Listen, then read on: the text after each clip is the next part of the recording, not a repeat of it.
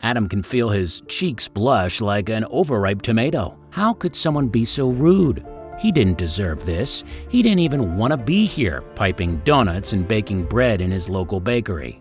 Then suddenly Adam felt anger boil in his system, as hot as the lava it churned, hungry for revenge. Adam knew he wasn't going to let the woman get away with this. She was going to get exactly what was coming for her.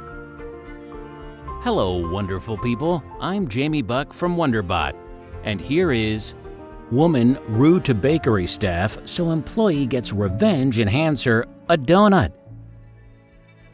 Before we begin, make sure you smash the like button, subscribe to our channel, and click the notification bell for more amazing videos.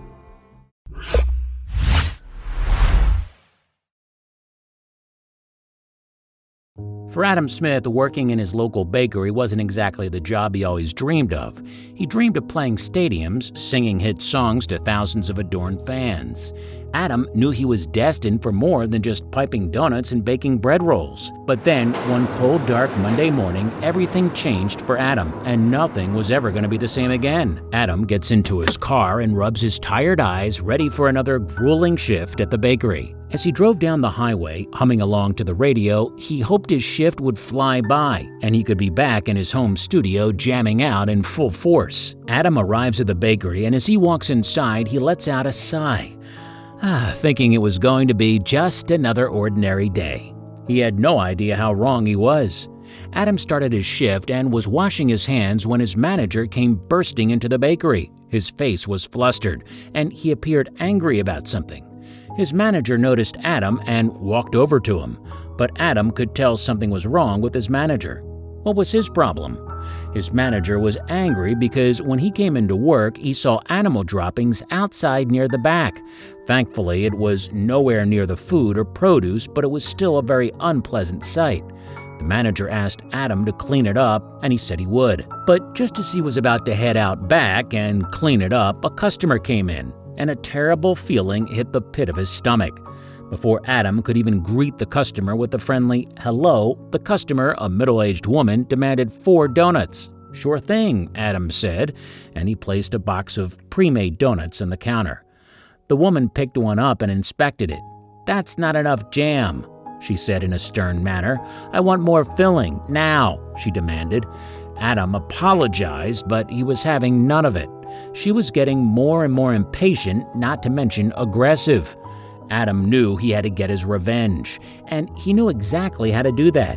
"Okay, miss," Adam said in a calm and cool tone, while a smirk crept on his face. He let out a silent sigh and headed into the back while picking up an already filled donut on his way. He wasn't proud of what he was going to do, but she was asking for it. There was no need to be so aggressive and rude. And so Adam returned from the back, armed with the donut, ready for his revenge to take place. She had no idea what was coming. "Here you go, miss," Adam said, handing her the donut. She snatched it from his hands and gathered up her bags and headed outside back to her car. The woman didn't even thank Adam, but Adam didn't care. She was about to see what happens when you don't say thank you, and Adam knew it was going to be sweet. As the woman walked over to her car, Adam's eyes followed her every move. With every step she took, his heart quickened, excited to see her get what she deserved. She stopped once she arrived at her car and got out the donut.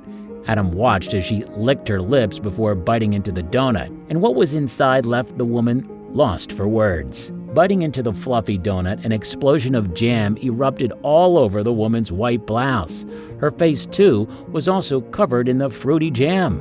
Back in the bakery, Adam reveled in laughter as he saw the look of horror and confusion on the woman's flustered face. After all, she did ask for more filling. You see, when Adam took the donut and headed into the back, he went over to the donut filling machine. He took the already filled donut and pumped 3 more loads of fruit jam inside of it, and then another pump. It was looking like it was ready to explode.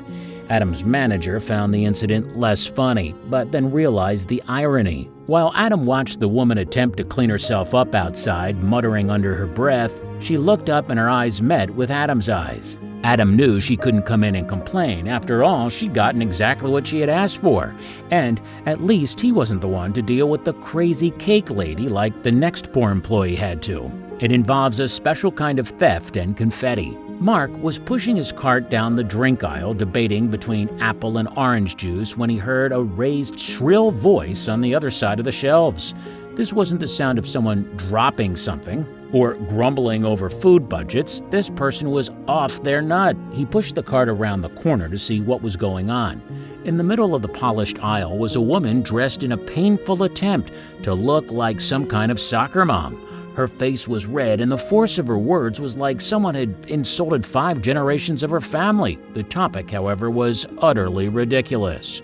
Mark watched in disbelief as the tights-wearing customer screamed about cake mix. Apparently, Her Majesty was having a party, and Partyzilla was very specific as to what she wanted, and nothing less than her vision was acceptable. She scrunched her nose and pointed at the boxes of cake mix. "This is ridiculous. What kind of place is this? I need that cake mix. Go to the back room and look for it again. I'm having a party tomorrow and I have to have it." The worst of it was the recipient of the wrath wasn't even a manager. It was someone whose job shouldn't have to be taking verbal attacks. It was a short, cherub-faced boy. The poor thing couldn't have been over 16 years old. He was barely of age to deal with other kids in his face like that, let alone a grown-up, someone who could have been his mother or aunt. He opened his mouth and tried to fix the situation. "I'm sorry, ma'am. We don't have any. I already looked. We have the store brand, though. It's basically the same stuff. I'd be happy to get some for you," he replied. It was as polite and helpful as anyone could be. The scream that came out next brought the manager rushing over. Mark watched the rest of the argument unfold with wide eyes and boiling blood. No one should treat others this way. As Soccer Mom finally agreed to take the store brand mix, he hatched a plan of simple but brilliant revenge. Smoothly and subtly, he walked by her cart, and as she turned away and reaching for other products, he snatched out the mix and put it in his cart. For good measure, he followed her a little longer, wondering if she would notice. In the end, because of the scene she caused, one would think the cake was important. However, the woman noticed nothing, even as she put things on the counter and paid.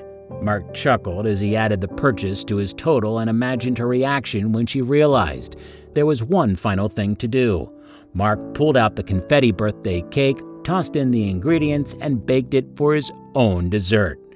The cake deserved better than the horrible woman, and he gave it a loving home in his stomach, warmed with sweet memories of simple revenge.